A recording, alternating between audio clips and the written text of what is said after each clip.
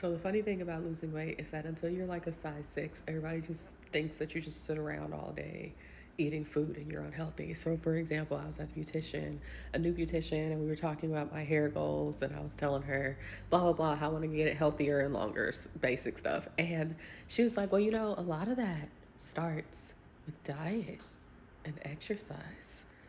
So I just gotta ask, how's that going? And this is coming from like a really skinny woman, and I'm on my postpartum journey, and I was like, actually, I'm very healthy. At the time anyway, I was like, I run every single day. I run 2 miles.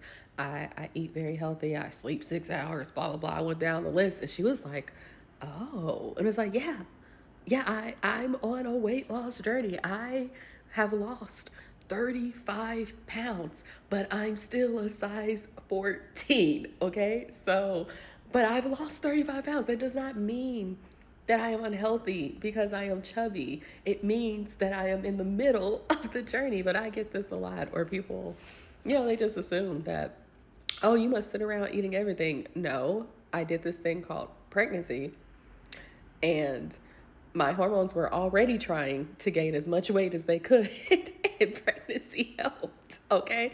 And now I am learning how to build an active lifestyle as someone who is a chronic textbook geek nerd library kid. Like, I'm learning how to build an active lifestyle, and yeah, and I'm doing the thing. And let me tell you, 35 pounds, nothing to sneeze at, but I got about 50 more I want to lose.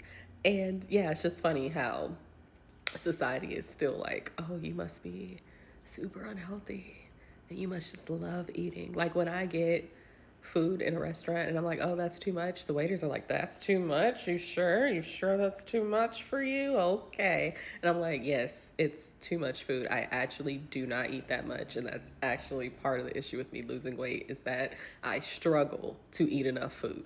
So, yeah. Anyways, rant over.